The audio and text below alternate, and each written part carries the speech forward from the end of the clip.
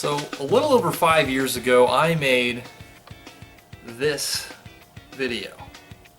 And though it's a little crude, it was a response to my general positive feelings of the Tony Hawk series as a whole, even though it did kind of get pretty bad there towards the end.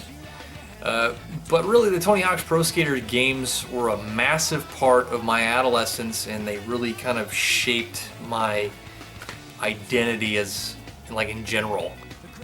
They had an addictive, sometimes zany gameplay loop that had this variety of skaters, levels, tricks, all this other stuff, and of course the freaking music. I can't forget about the music. I can make an entire video just on the Pro Skater series music alone. I'd say that between the Tony Hawk series and the Guitar Hero series, I think the early to mid 2000s probably had the best era of licensed music in video games before Activision killed them both off. So yeah, maybe skateboarding didn't sell as well in the early 2010s, but I really do think that Activision did my boy Tony pretty dirty. But you know what? Instead of feeling all down out and gloomy about things, since it's been 5 years, let's, go back and take a look at all these things and kind of see how they hold up and just how great these games really were. Because if anything, if you're gonna mourn something, you do have to celebrate it a little.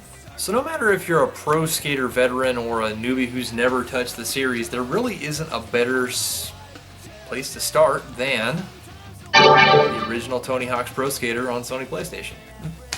There's only one problem though. I seem to have lost my AV to HDMI cable converter thing, and I don't have a mod in PlayStation, so I got a little creative.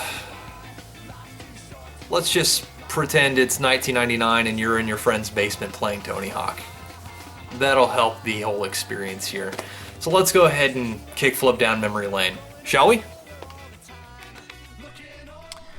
So Tony Hawk's Pro Skater was originally released in late summer of 1999 for the Sony PlayStation, and then was ported later on to the Nintendo 64, the Dreamcast, the Game Boy Color, and the N-Gage. I'm not going to talk about the handheld versions because I never really played them, but the Dreamcast version had better textures and a better frame rate, while the N64 version came with a cool blue cart, no full motion video sequences, and a shorter music track list that looped. Yeah. So the first time I played Tony Hawk was at a Circuit City in the year 2000 at a Dreamcast demo station. I didn't really get into it at the time because I was only 10 and I was a little confused as to how the controls worked. But that changed later that year when I stayed over at my friend Brendan's house that summer, and he had just rented a copy of Pro Skater 1 for the 64, and from then on I was hooked. So let's go ahead and dive in and take a look at this menu, and what you see here is what you get. So we've got Career, Single Session, and Free Skate being the single player offerings, and then we have a surprisingly fun and addictive 2-player mode that I didn't get to because I don't have any friends right now. Moving on, Single Session lets you pick a skater, a stage, and drops you in for 2 minutes, and you just try to get a high score. Free Skate is similar, but it just has no time limit, and you don't get to keep your score after you land your combo. If you just want to explore or try new stuff without any sort of stressful time limitations, then Free Skate's the mode for you. But the Career is where the real meat and potatoes really is. So first you pick your skater, being Hawk, Burnquist, Campbell, Glifberg, Bucky Lassick, Chad Muska, Andrew Reynolds, Jeff Raleigh, Alyssa Steamer, or Jamie Thomas, who each have their own different skill attributes in ollie, speed, air, and balance. So once you pick a skater, I'm going to go with Bucky Lassick here because Rodney Mullen isn't available, and we'll start our Career. Now each level has a set of 5 tapes, except for the competition levels later on, but we'll get to those later. So 4 of these goals will always stay the same, and those are the high score, the pro score, collecting the skate letters, and then finding the hidden tape. But each level also has its own objective. The first level, the warehouse, is a perennial classic that's come back in the later games. It's a great place to get your feet wet and kind of learn the controls. There's a ton of quarter pipes, some ramps that let you jump over a half pipe, and a ton of things to grind on. And here you'll need to find and smash 5 boxes. But how does this all play out? And I'm really glad you asked. The first thing that takes getting used to is the controls. So obviously on the PlayStation version you use the face buttons, but on the 64 you only use the yellow C buttons, which was a change of pace from what I normally used at the time. So it works like this. The bottom button, being X on the PlayStation controller, is the ollie button. If you just tap it, you'll do a short ollie, and if you hold it down, your character will crouch, and then they'll jump a little bit higher when you let go of the button. You tend to go much faster while crouching, so just kind of be mindful of that. But what do we do once we're in the air? So the leftmost button, being square on the PlayStation controller again, and any of the 8 directions, so up, down, left, right, and the diagonals, will give you a different flip trick. The right button, being circle, plus the 8 directions, does a grab trick that you can hold the button down longer to eke out a few more points. Just don't forget to let go of that grab button, or else you'll bail. You can also spin while doing these tricks, which will net you even more points, but again, don't land sideways because you'll bail. Now that we've gotten the grip on the air side of things, I'm going to let you on a little secret.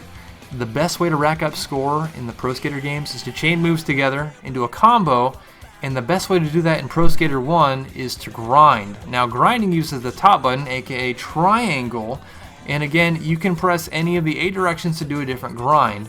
Another thing to note is that if you use the same tricks over and over again, you'll get less and less points from them, so if you want a higher score, you need to vary up your tricks. So now that you've gotten the hang of tricks left and right, let's look at that top left corner. So underneath that score amount is the special meter, and you'll notice how it builds up when you do tricks. But once you fill it up all the way, you get access to your character's special moves. And special moves are done with a combination of inputs like in a fighting game. My boy Bucky here always has the finger flip airwalk in, I'm pretty sure, every single one of his games. And you can always do that by doing left-right grab. Every character has multiple special moves, and for Tony Hawk's Pro Skater 1 at least, Neversoft went the Mortal Kombat fatality route and didn't really tell anybody how to do any of them. I mean, they give you a free one for every character in the manual, but the rest you'll have to find out how to do yourself, or you could look them up on the internet because it's 2019 and I don't judge. Again, the school has the same 4 usual objectives, plus this time we need to grind these picnic tables. This level's alright. There's a ton of quarter pipes everywhere, as well as a great area to chain together some grinds for a high score. And also try not to fall off while going for the secret tape like I do here. But that's easy enough, right? So on to the mall.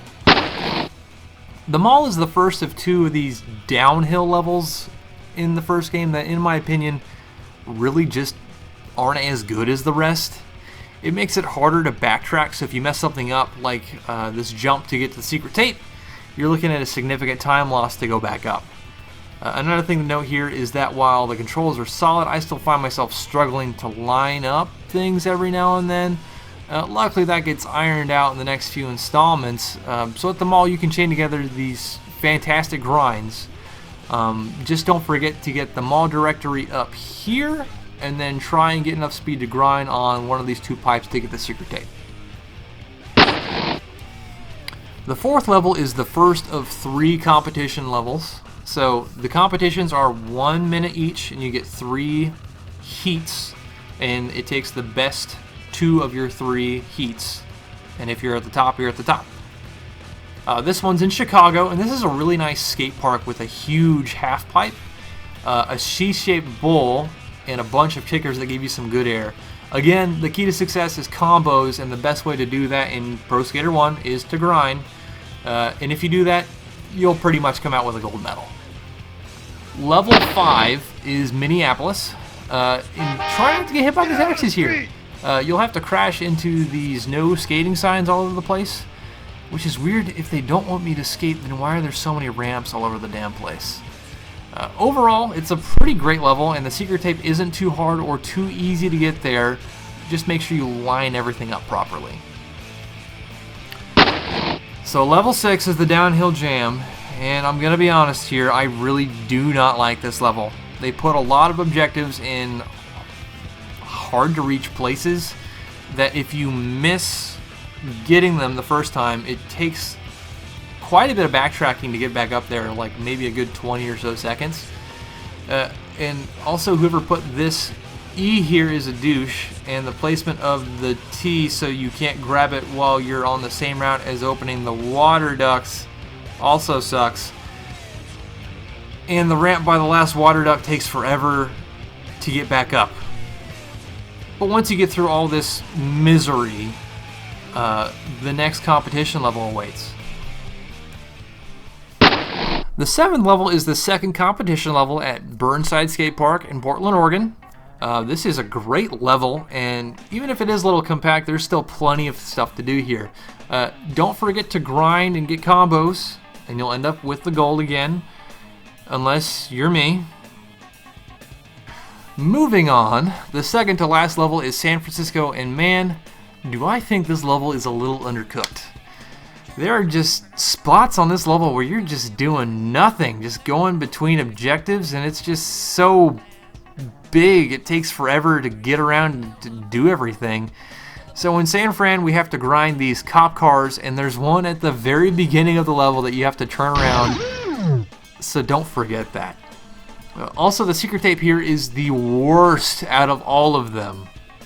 You have this convoluted trip up multiple buildings, and then you have to just shoot off a ramp and hope you don't undershoot. Also, if you're going for the tape, it takes about a minute to get up there.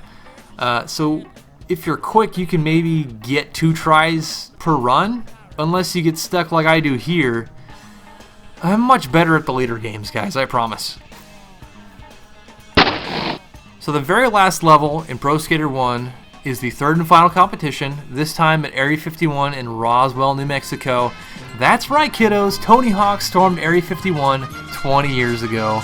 It's crazy how the time flies.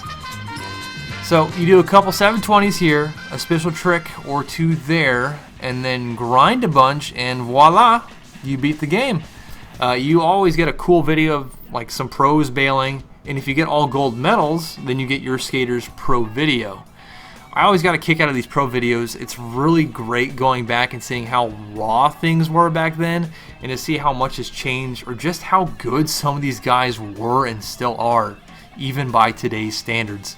The later Rodney Mullen videos in Pro Skater 2, 3, and 4 still blow my mind. So if you do that and get all the tapes, congrats! You unlocked Officer Dick. He's one of the 2 secret characters in Pro Skater 1, and he returns in later games. And the secret characters get a bit better from here on, I promise. So that was the original Tony Hawk's Pro Skater. It was a pretty good game for its time. Man, look, guys, I love this game, but going back to it 20 years later is kind of an eye-opener. There's just so many things from the later games that I really took for granted. Sure, the music's fantastic and there's some pretty good levels here, but I really do miss things like having a trick list, reassigning your special moves to button combos that you actually use, alternate costumes, and, you know, games where downhill levels don't suck. I mean, the airport in 3's good. It's an excellent prototype for the games that come after it, but man, we are not even close to how good the series eventually gets. So next time we'll take a look at a much improved entry in the franchise, Tony Hawk's Pro Skater 2 X. This one's much better. Much better than these. I promise.